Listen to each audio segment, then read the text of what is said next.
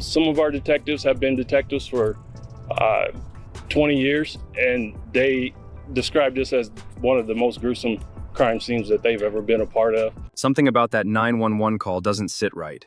An elderly man, his voice trembling, tells the dispatcher he's just walked into his apartment and discovered his wife and daughter murdered, their bodies shoved into trash cans.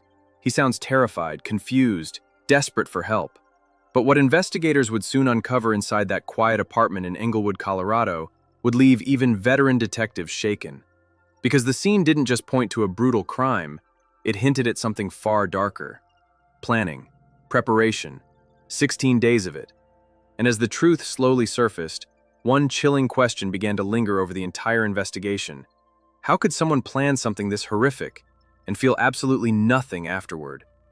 Englewood, Colorado is the kind of place people move to when they want life to slow down a little. Quiet streets, mountain views in the distance, apartment complexes where neighbors recognize each other in the hallway but rarely get involved in each other's lives. It's calm, predictable, ordinary, and that's exactly why what happened on the evening of March 25, 2023 felt so disturbing to the officers who first arrived. Around 6 p.m., the Englewood Police Department received a call from inside an apartment building along Englewood Parkway. The man on the phone identified himself as 81-year-old Reginald Maclaren. His voice sounded shaken, almost breathless, as he tried to explain what he had just discovered. He told the dispatcher that he had come home earlier that afternoon and found something unimaginable. His wife and his daughter were dead inside the apartment. Not just dead, murdered. According to Reggie, someone had broken in while he was gone and brutally attacked them. When the dispatcher asked how he knew they were dead, his answer was chillingly direct. He said he was standing there looking at them. Whoever had done it had tried to hide their bodies, stuffing them into trash containers. But even in those first moments, something about the call raised eyebrows. When the dispatcher asked how they had been killed, Reggie struggled to explain. Maybe they had been stabbed, maybe hit with something. He wasn't sure. But then he added something else, something that immediately caught investigators' attention. He said he believed he knew who might be responsible: his nephews. According to him, they had gang connections and used to live in the same apartment building, just a couple floors below. He even provided their names to the dispatcher, insisting they were capable of something like this. So by the time officers arrived at apartment N308, they already had potential suspects in mind. When police knocked on the door, Reginald Maclaren opened it himself. The man standing in front of them looked exactly like you'd expect someone to look after discovering something horrific. Pale, shaken, struggling to get his words out. He explained that he had stepped out earlier that afternoon for a couple of hours. When he came back, he found the apartment like this, and he believed whoever had done it had tried to clean up before leaving. As officers slowly moved through the apartment, parts of his story actually seemed to make sense at first glance. But the scene inside was strange, because it didn't look like a violent crime scene. It looked like someone was preparing to move. Boxes were stacked neatly along the kitchen wall. Suitcases were lined up in the bedroom. Everything was organized, packed, almost methodical, the way an apartment looks when a family is preparing to leave for a new place. There were no overturned tables, no broken furniture, no obvious signs of a struggle, just silence. And then the officers noticed the two plastic containers. They were large trash bins sitting on the living room floor, one near the door, the other beside the couch. Both were tipped slightly on their sides. At first glance, they looked brand new. The wheels were spotless. The plastic wasn't scratched or dirty like a bin that had been dragged out to the curb dozens of times. There were no marks on the base, no grime on the handles. These containers had clearly never been used for garbage. They had been brought into the apartment for one specific reason. And when officers opened them, the room went completely quiet. Inside the bins were the bodies of Bethany Maclaren and Ruth Maclaren. Both women had suffered repeated blunt force injuries so severe that detectives later described the scene as one of the most disturbing they had encountered in decades of work. One of the victims had even been partially dismembered, but investigators quickly realized something chilling about the way it had been done. This wasn't the chaotic violence of someone losing control. It was deliberate. The dismemberment wasn't random. It had been done to make the body fit inside the container. Whoever had done this had been trying to transport the bodies somewhere else. As officers continued examining the apartment, more unsettling details appeared. The couch cushions were soaked in blood, but someone had draped a blanket over them as if trying to hide the stains. The kitchen sink had clearly been scrubbed. The bathtub and bathroom sink showed signs of heavy cleaning, with cleaning products sitting nearby. Someone had spent a significant amount of time trying to wipe the apartment down.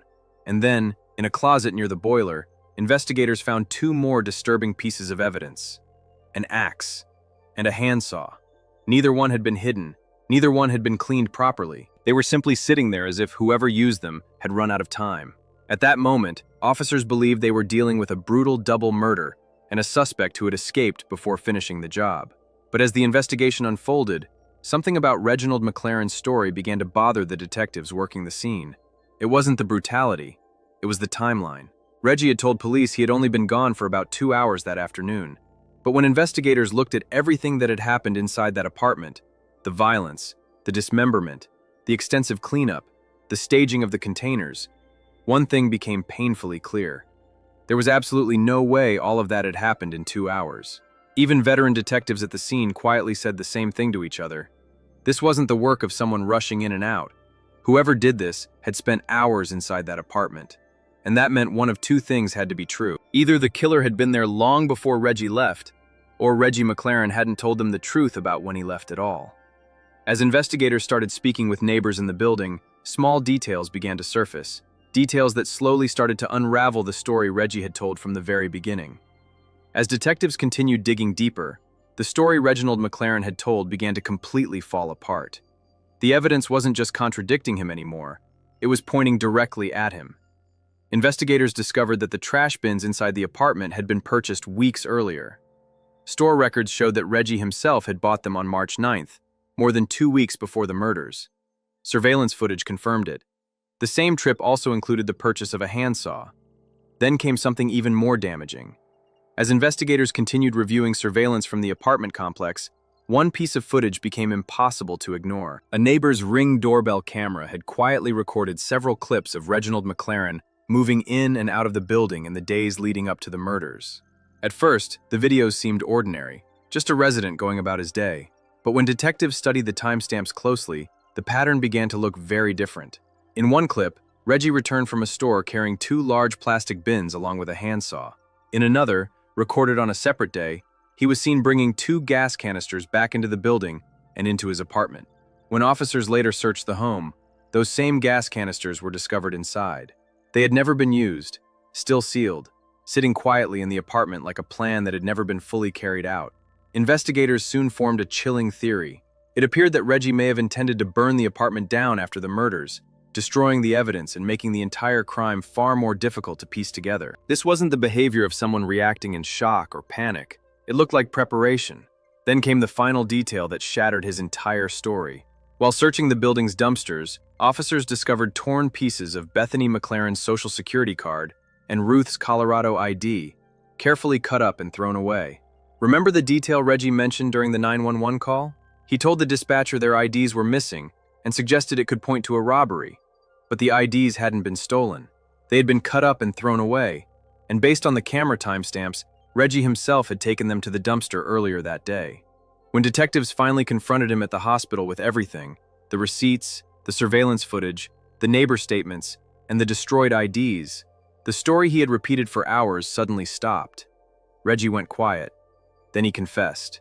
He explained that he had recently lost his job and believed his family was about to become homeless. At 81 years old, he said he saw no way to recover financially. After decades of working with people experiencing homelessness, he believed life on the streets would be unbearable for his wife and his disabled daughter. So he made a decision. On the morning of March 25th, he took the axe he had purchased weeks earlier and attacked them while they were sitting on the couch. Afterward, he tried to place their bodies inside the bins and move them to his car, but the containers were too heavy for him to lift alone. The rest of the morning was spent cleaning, destroying evidence, and preparing the false story he would later tell. But here's the part that still haunts investigators. When detectives later reviewed the family's finances, they discovered something shocking. The McLarens were not actually facing homelessness. They had insurance, savings, and income that likely would have kept them financially stable. The catastrophe Reggie believed he was preventing was never coming. In July 2024, a jury found Reginald McLaren guilty on all counts, sentencing him to 2 consecutive life terms without parole. Even after everything was explained in court, one question still lingered for many people involved in the case.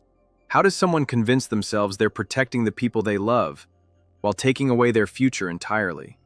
What do you think about this case? Do you believe Reggie truly thought he was saving his family, or was this something far darker? Let me know your thoughts in the comments below. And if you want to hear more true crime cases that reveal the disturbing psychology behind real crimes, make sure you like the video, subscribe to the channel, and share it with someone who finds these stories as fascinating as you do.